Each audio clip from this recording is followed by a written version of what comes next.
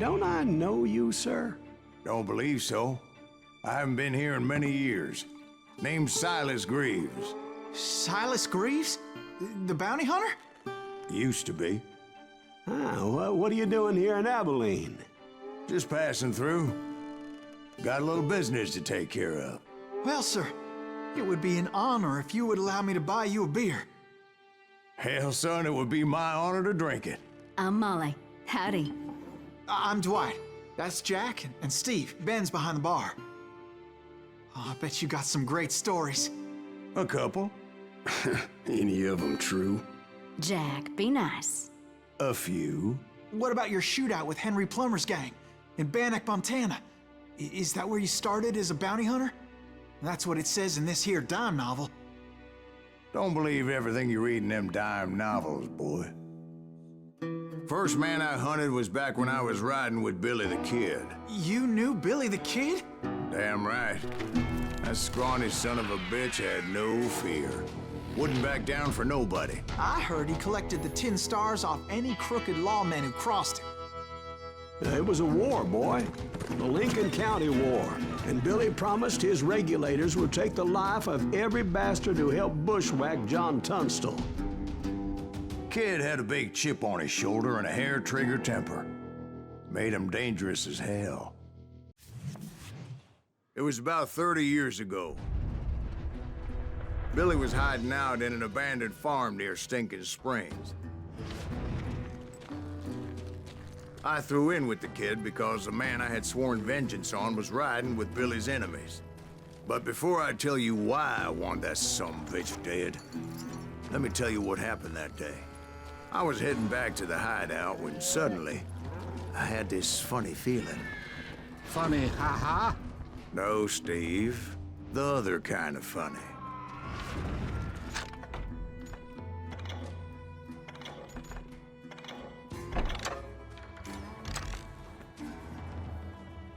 You heard Pat. We need to stay here and keep an eye on the road. That's not fair. We're missing all the fun. I knew those two morons would never let me through. I had no choice. What the hell? Shoot that sumbitch! Was it Pat Garrett's posse? Oh, yeah. I heard the shots and I knew I had to move fast. Garrett and his army of deputies had surrounded the entire homestead. I decided to help Billy and the boys out of it. So that's just what I did. Stay on it! Cover fire! As the governor of New Mexico was paying for the kids' apprehension, Garrett was able to hire every gun hand in Lincoln County.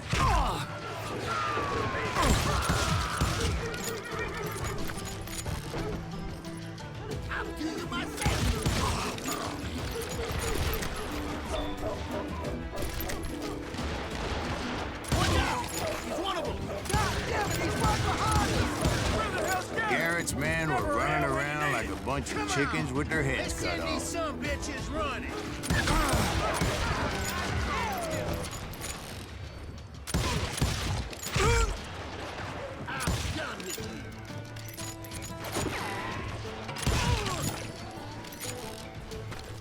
I'm here! Still, one of them reached the water tower. Not a bad idea. It would be a turkey shoot from up there.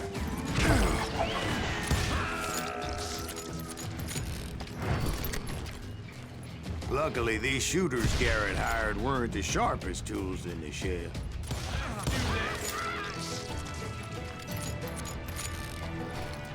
A lot of them were saddle tramps or sod busters or drunken drifters looking to make a few bucks.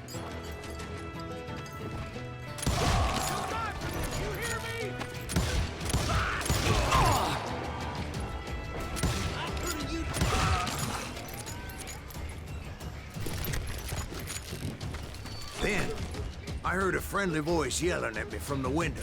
Back door! We'll cover you! We got you covered! God damn it, you idiot! Truth be told, things weren't much better behind the house. I cut their numbers in half, but that just made the ones that were left twice as mad. They made up for their lack of skill with a seemingly endless supply of ammo. It was a bit of a slog, but I finally fought my way around the back of the house. Dead, you And like that, bastards. I was inside. None the worse for wear.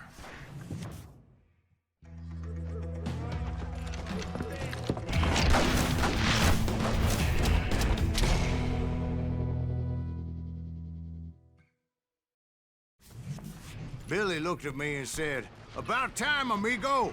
Grab a gun and get to the window." Wait, so you were friends with Billy the Kid? Yeah, sort of. Anyway, we were surrounded by dozens of deputized shooters who wanted to do us harm.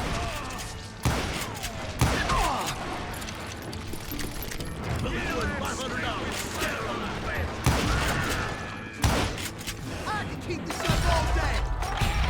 I'm telling you, Garrett's men were dropping like flies, but they just kept on coming. Where the hell did Garrett get to? He's missing all the others.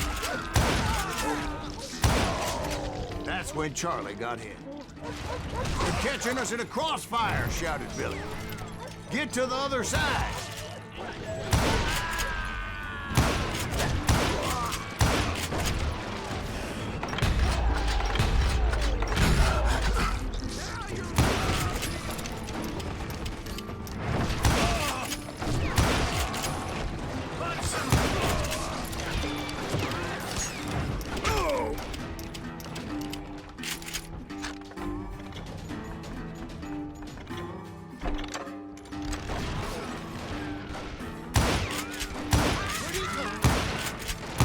I don't know how many of those cocksuckers I personally put down, but it was pretty clear, even to Billy, that maybe discretion was the better part of valor.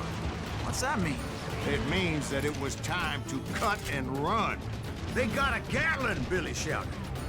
"Get the horses and bring them round back. I'll draw their attention." He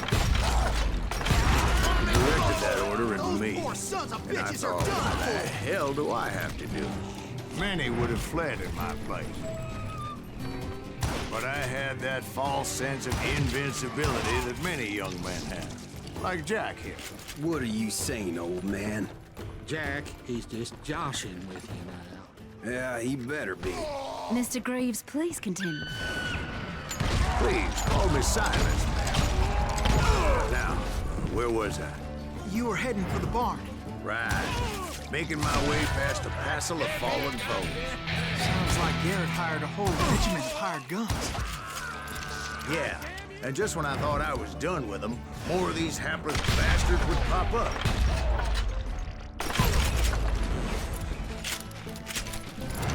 Finally, I had the stables within my reach.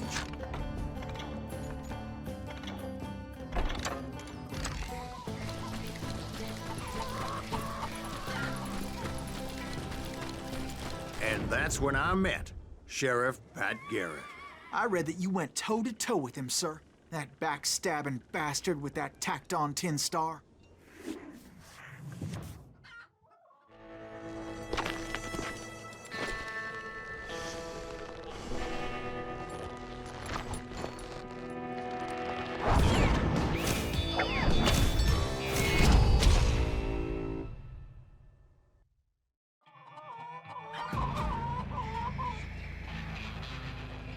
You challenged him to a showdown. You read that in a dime novel? It said he showed no fear as he took your measure with eyes like a rattlesnake.